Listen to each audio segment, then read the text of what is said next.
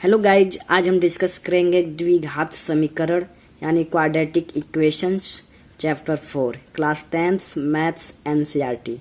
तो द्विघात समीकरण को डिस्कस करने से पहले हम कुछ डिफिनीशंस हैं जो बहुत ही इंपॉर्टेंट है, उन पर डिस्कस करेंगे। जैसे द्विघात समीकरण होता क्या है, और फिर ये बहुपद क्या होता है, फिर ये घात क्या होता है यानी डिग्री क्या होता है, मूल क्या होता है। तो काफ़ी चीज़ हम डिस्कस करेंगे। तो आइए डिस्कस करते हैं पहले द्विघात समीकरण क्या होता है।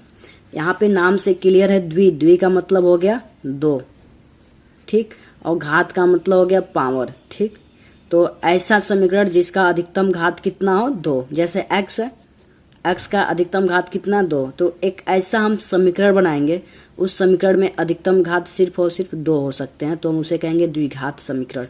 तो एक ऐसा बहुपद है, ठीक। अब आप कहेंगे बहुपद क्या होता है, इसको भी डिस्कस करेंगे।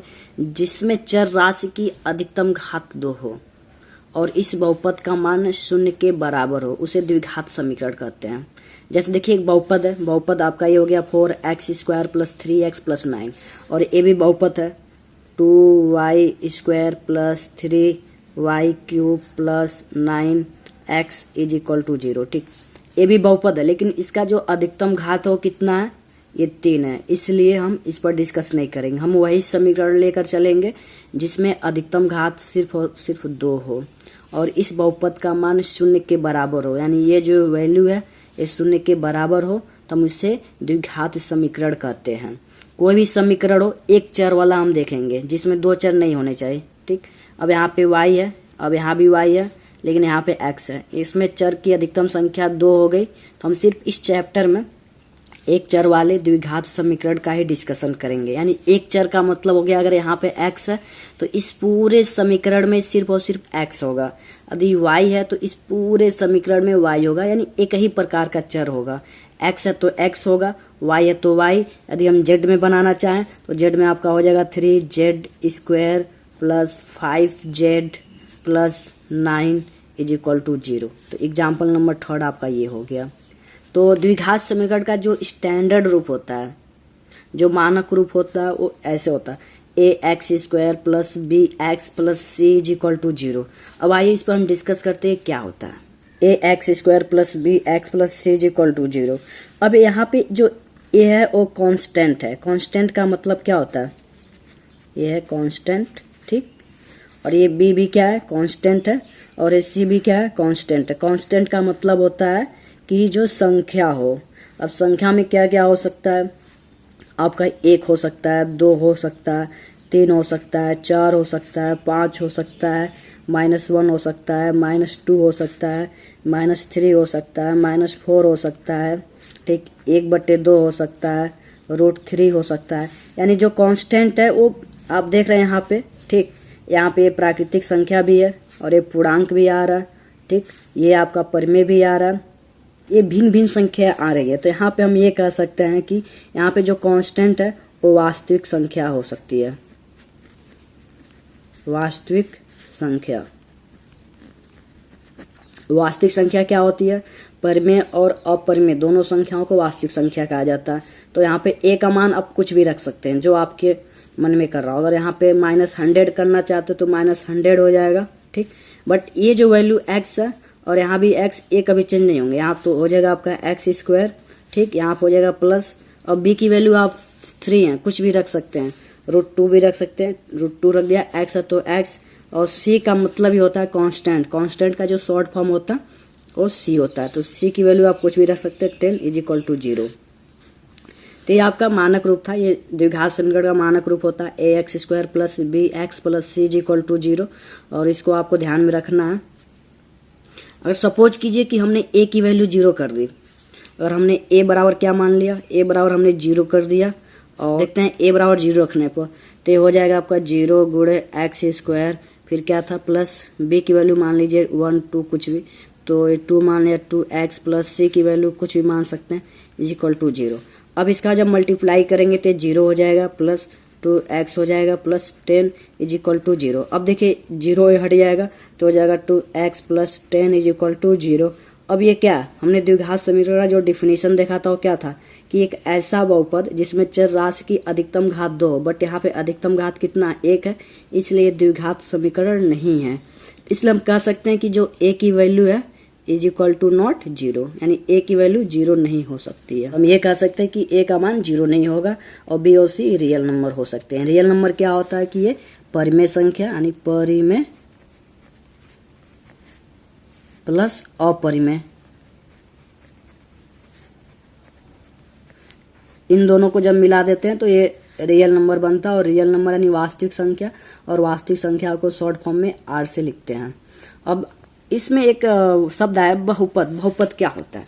चर अचर राशि के जोड़, घटाव, गुणा, भाग तथा चर राशि के ऋणोत्तर घातांक वाले बीजगणितीय व्यंजक को बहुपद कहा जाता है। कि यहाँ पे इसका फॉर्मूला है, यहाँ पे x पे n पावर है, यहाँ पे एक कम हो जाएगा n-1 हो गया, यहाँ पे एक और कम हो जाएगा n-2 हो जाएगा, यहाँ पे एक और कम हो जाएगा n-3 हो गया, एक और कम हो जाएगा यहाँ पे, और यहाँ पे ये क्या है, ये क्या आपका डिनोट कर रहा है, कांस्टेंट है, ये भी कांस्टेंट है, a2 भी कांस्टेंट है।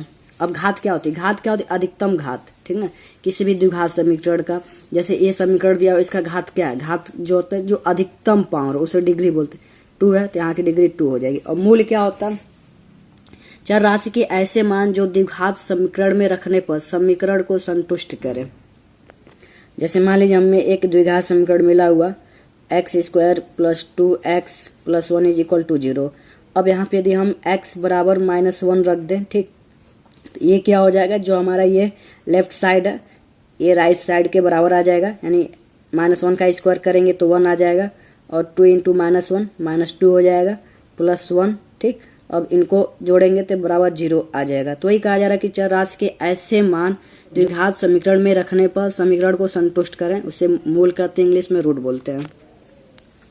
दूसरा एग्जाम्पल है x² - 4x + 4 = 0। अब यहाँ पे हमने x बराबर 2 रखना है, एक बार -2 रखना है। जब इसमें 2 और -2 रखेंगे तो ये जो वैल्यू है ये 0 के बराबर हो जाएगी। अतः 2 और -2 ये समीकरण के मूल है। जो मूल है उनको हम जान ली अल्फा और बीटा, इन्हीं दोनों से डिनोट करते हैं, याद रखेंगे आप, ठीक। और मूल विभिन्न प्रकार के होते हैं, जैसे 2 आ जाएगा, किसी का 4 आएगा, किसी का 10 आएगा, किसी का 20 आएगा, किसी का 30 आएगा, किसी का 35 आएगा, इत्यादि आएंगे, ठीक। किसी का 0 आता है, किसी का -1 आता है, किसी का -5, किसी का -10, कोई 4/3 आएगा, कोई 5/9 आ जाएगा, कोई 2 कड़ी में 2 आ जाता है, कोई 5 कड़ी में -2 आ जाएगा, 10 कड़ी -3 इत्यादि। हमने देखा कि जो मूल होते हैं ये विभिन्न प्रकार की सॉल्यूशन निकलते हैं, ऐसे आते रहते हैं। तो फिर हमने क्या इस पे ऑब्जर्व किया? हमने ऑब्जर्व किया कि ये जो ऊपर वाली लाइन है प्राकृतिक संख्या, नीचे पूर्ण संख्या है, ये परिमेय संख्या और परिमेय संख्या है, काल्पनिक संख्या। तो हम ये कह सकते हैं जो द्विघात समीकरण के मूल होते हैं वो प्राकृतिक संख्या, पूर्णांक संख्या, परिमेय संख्या और परिमेय संख्या या काल्पनिक संख्या हो सकते हैं। अब आपको पता ही होगा कि जो वास्तविक संख्या होती है,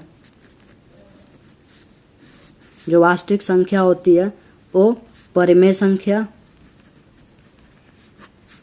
प्लस अपरिमेय संख्या, इन दोनों को जब मिला देते हैं तो उसे बोलते हैं वास्तविक संख्या, ठीक। तो ये जो प्राकृतिक और पूर्ण संख्या को क्या बोल सकते हैं? परिमेय और तो इसके जो मूल होंगे या तो परिमेय आएंगे या तो अपरिमेय आएंगे, और परिमेय अपरिमेय को क्या बोलते हैं? वास्तविक संख्या। तो मूल या तो वास्तविक संख्या आएंगे या तो काल्पनिक संख्या। तो आइए देखते हैं कैसे पता चलेगा कि जो मूल है कब वास्तविक होगा और कब काल्पनिक होगा। ये द्विघात समीकरण का मानक रूप है ax² + bx + c = 0। अब यहाँ पे देखिए, यहाँ पे b है, हमने b को ले लिया, और ये c है, c को ले लिया, और a। अब यहाँ पे b² - 4ac यह एक हमारे पास वैल्यू है।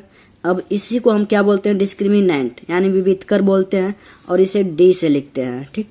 अब इसी को देखेंगे, यदि b² - 4ac का जो मान है वो ग्रेटर देन 0, इसे बोलते हैं ग्रेटर देन 0। यदि 0 से बड़ा आ गया तो मूल हमेशा क्या होगा? वास्तविक होगा और असमान होगा। असमान का मतलब जैसे 2 हो गया, 3 हो गया, 5 हो गया, यानी बराबर नहीं होगा।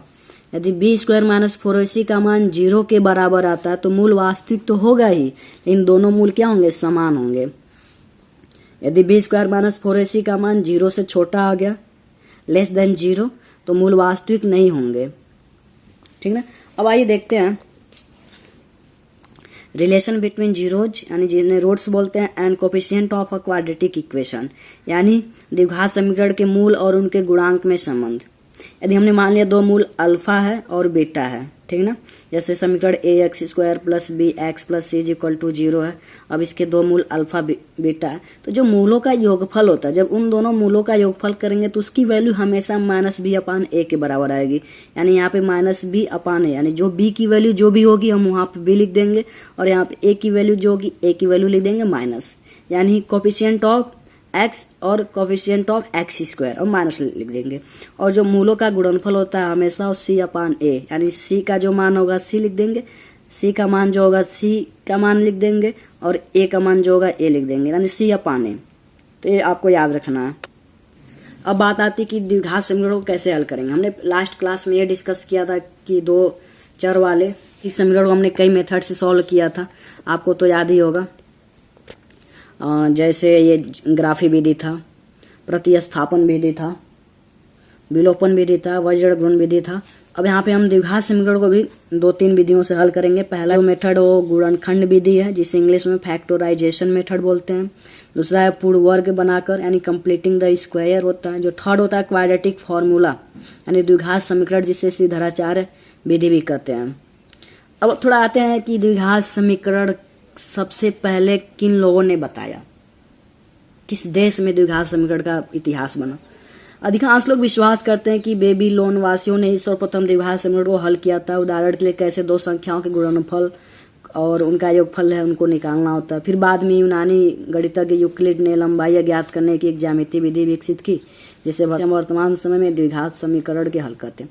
द्विघात समीकरण को हल करने का जो श्रेय है बहुत ज्यादा प्राचीन भारतीय गणितज्ञों को जाता है। यानी ये माना जाता है कि जो द्विघात समीकरण का हल है, जो भारतीय गणितज्ञ थे प्राचीन समय में, उन्होंने ही बनाया।